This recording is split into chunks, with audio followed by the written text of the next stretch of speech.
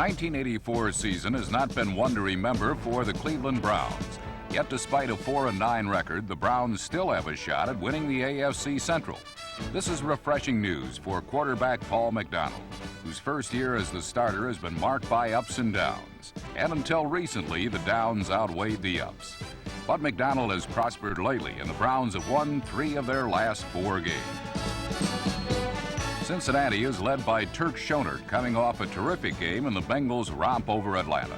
The fiery Schonert is the Bengals' hope for postseason action, as they too have a chance to make the playoffs.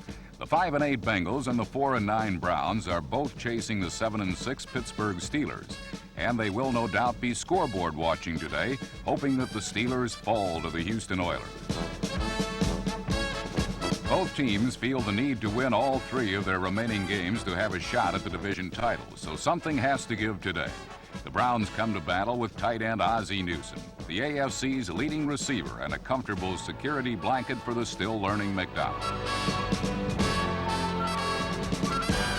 A new weapon in the Browns' offensive attack is rookie wide receiver Brian Brennan. Brennan earned a starting spot only recently, and his ability as a possession-type receiver has greatly helped McDonald in the Browns' offense.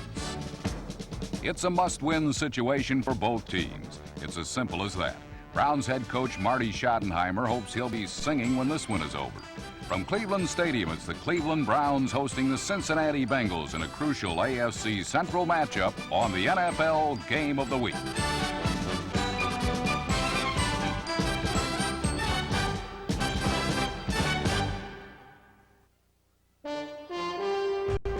The Browns' strength in 1984 has been a defense that is the 3rd best in the entire league. It did not figure that an inexperienced starting quarterback like Cincinnati's Turk Schonert would be able to sustain a long, controlled drive against Cleveland's stingy defense.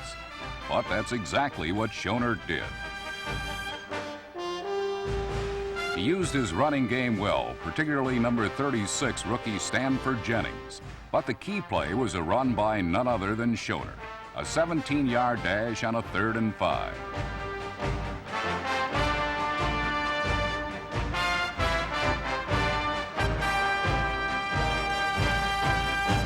The 13-play, 80-yard march was completed when Schonert went back to Jennings, this time with a swing pass that the rookie took 15 yards for the touchdown and a quick 7-0 Cincinnati lead.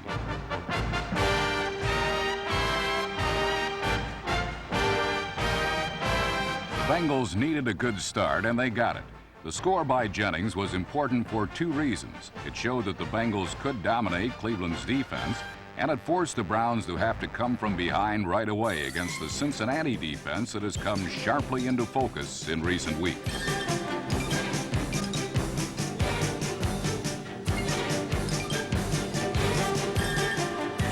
Cleveland has the worst running attack in the AFC, so it was no surprise that the Browns had trouble on the ground against Cincinnati.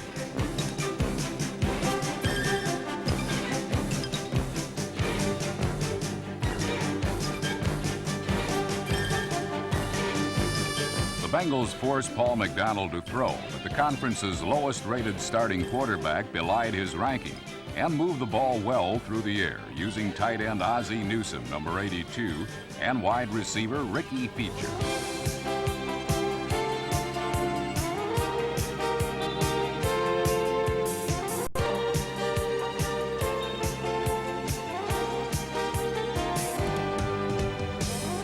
This 21-yard strike to Feature, number 83, was followed by an 18-yarder to Newsome.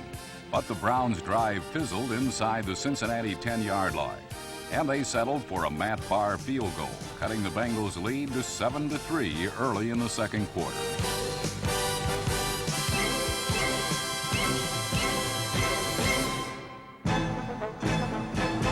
The Bengals' next possession began with the Browns' defense asserting itself for the first time, a change that was likely to continue.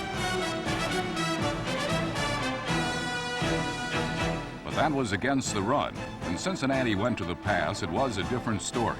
Schonert, who completed 20 of 23 passes in the previous week's victory over Atlanta, remained right on target as he found wide receiver Steve Kreider, number 86, for 2 good games.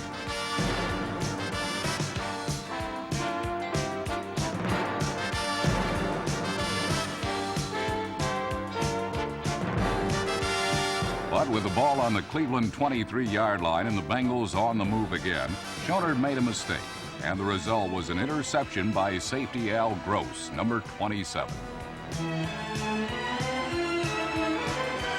Gross's step changed the look of a game that had produced few ebbs and flows through a quarter and a half. It was the contest's first turnover, and it came at a time when the Browns were on the verge of falling even further behind.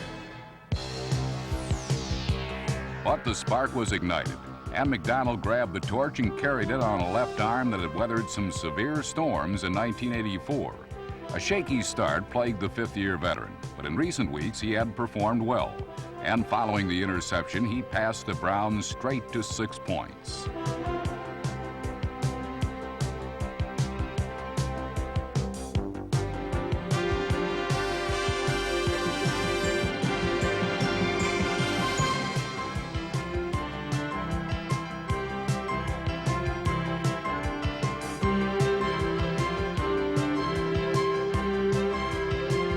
The finishing throw was a beautiful pass to wide receiver Brian Brennan, number 86.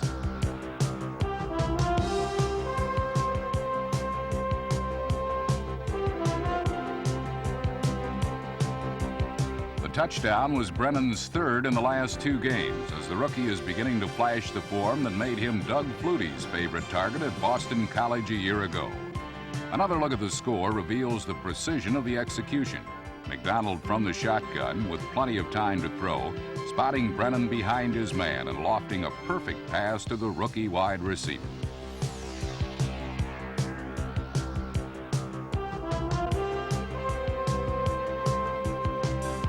Execution at its finest.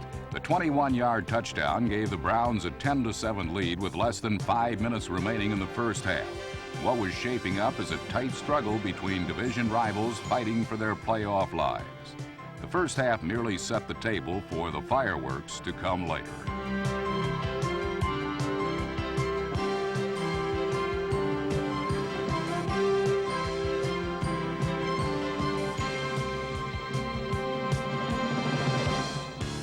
Trailing by 3 with over 4 minutes left to play in the half, the Bengals didn't have to fight the clock, but they did have to deal with Cleveland's defense. The Bengals took a licking and kept on ticking as they then put together another drive, beginning with a hard running of Stanford Jennings.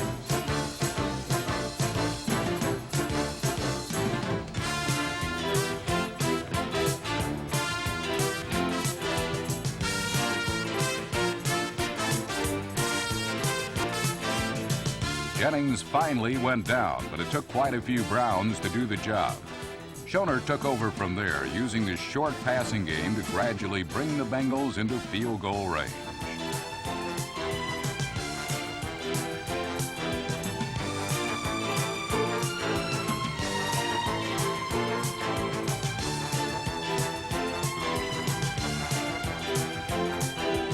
Schoner was using the clock well, but he surprisingly stayed short, not really trying for the touchdown. Perhaps the Browns were laying off, only allowing the short completion. Regardless of the respective strategies, the final play of the first half was a 43-yard field goal attempt by Cincinnati's Jim Breach.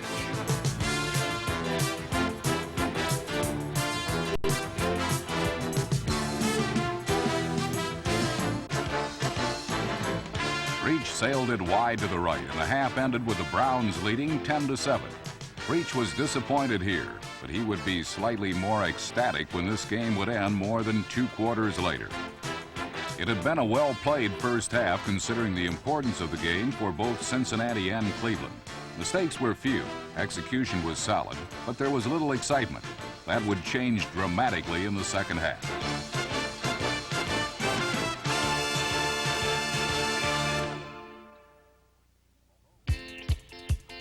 Although Cleveland led the Bengals at the beginning of the third quarter, there was one piece of news from elsewhere that had a bearing on the game. A quick glance at the scoreboard revealed that the Oilers were ahead of the Steelers down in Houston. If Cincy could rally now, they could creep to within a game of Pittsburgh. But that would take both an Oiler victory and some more productive offense on the Bengals' part.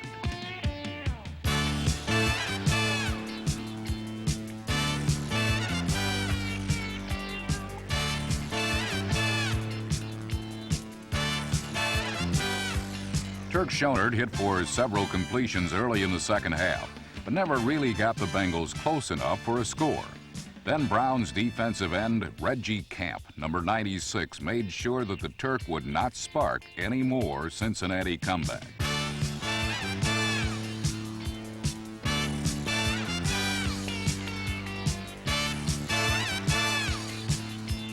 The sack on Schonert sent the young Bengal quarterback to the sidelines for the rest of the game. In his place would be the rookie southpaw from Maryland, Boomer Esiason. But before Boomer took his first snap, the Bengals returned the favor by stopping Cleveland's runners, then dropping their passer, as Paul McDonald felt a harsh rebuttal for Schonert's earlier misfortune.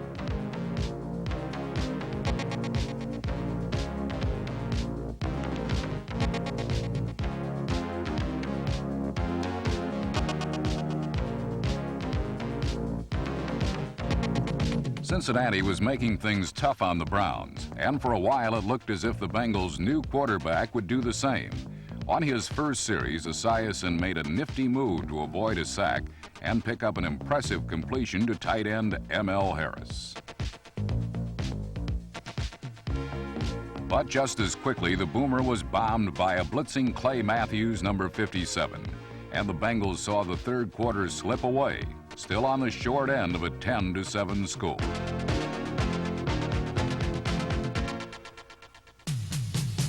The Browns had been superb on defense, results quite fitting for the league's third-ranked unit. Now they look to Paul McDonald and the offense to widen Cleveland's slender lead. As the fourth period commenced, the attack finally began to show some muscle as they ground out a 15-play drive that would earn them their second touchdown of the game. Among the successful ingredients were 5 clutch completions from McDonald.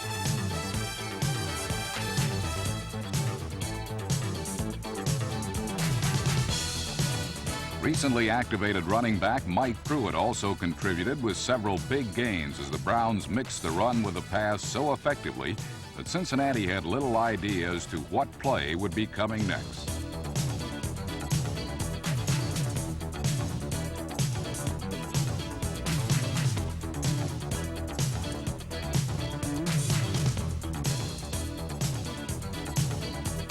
Near the goal line, however, the Bengals appeared to end Cleveland's lengthy drive when number 26, Bobby Kemp, swiped a McDonald toss into the left flat. But since he was called for defensive holding, wiping out the interception and giving the Browns a second chance. On the first try, Mike Pruitt pounded the middle but found no daylight. But on his second thrust, the Cleveland fullback slithered through and the Browns' lead swelled to 10 points. Cleveland was now on the verge of knocking the Bengals out of contention for the division title, but no one could foresee the astonishing events which were about to turn this game completely around.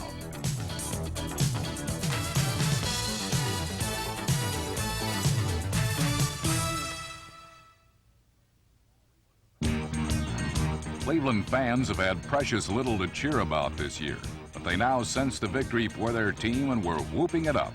However, the noise soon subsided as Bengal rookie Boomer Esiason began to move his team on their best offensive drive since early in the game.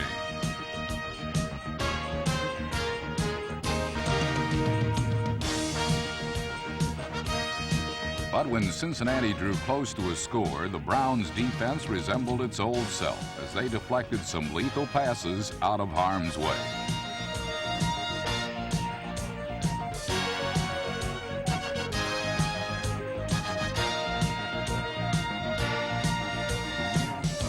Then Cleveland pressure from linebacker Chip Banks forced what appeared to be a sack and fumble by Esiason, and the Browns' victory hopes went on the upswing.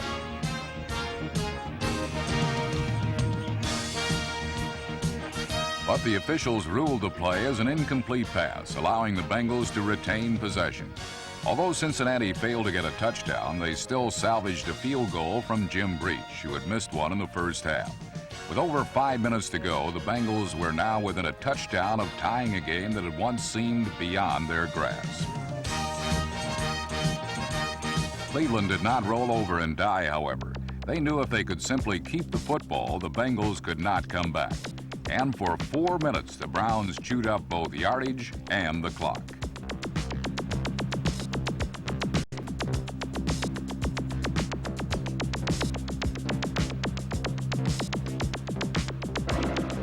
But on a crucial third down play, Mike Pruitt was unable to get the first down yardage that would likely have wrapped up the game. No matter, the Bengals were out of timeouts, and a deep Cleveland punt would put them hopelessly out of position for a tying touchdown. But that deep punt never came to be.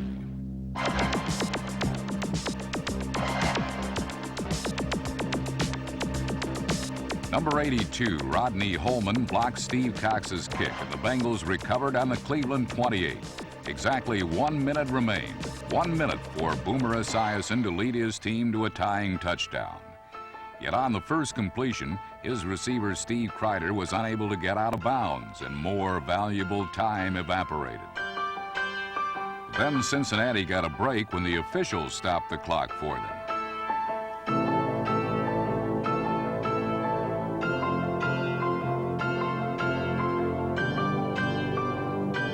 The call was pass interference on Cleveland cornerback Hanford Dixon, giving Cincinnati the ball on the 1 yard line with 8 seconds remaining.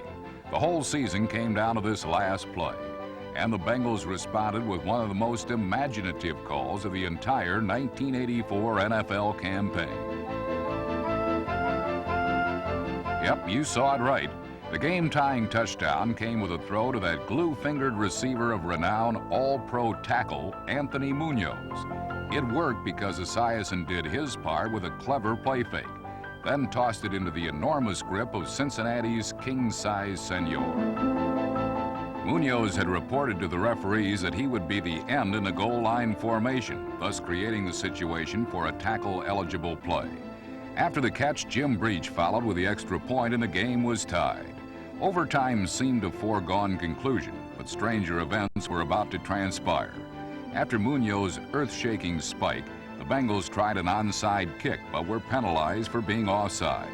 Cleveland elected to take the ball, and with 1 second left, Steve Cox attempted to atone for his blocked punt with what would have been an NFL record 64-yard field goal.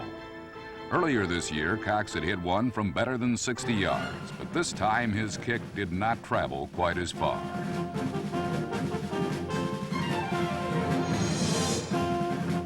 Cox suffered his second block of the period, then was party to one last special teams breakdown that ultimately led to the Browns' demise. Cleveland was unable to move after winning the overtime coin toss, so Cox punted to number 25, John Simmons. It was a move that all Browns followers immediately regretted.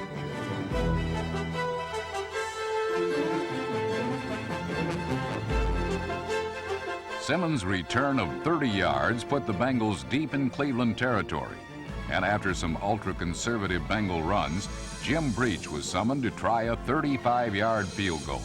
This time he did not miss.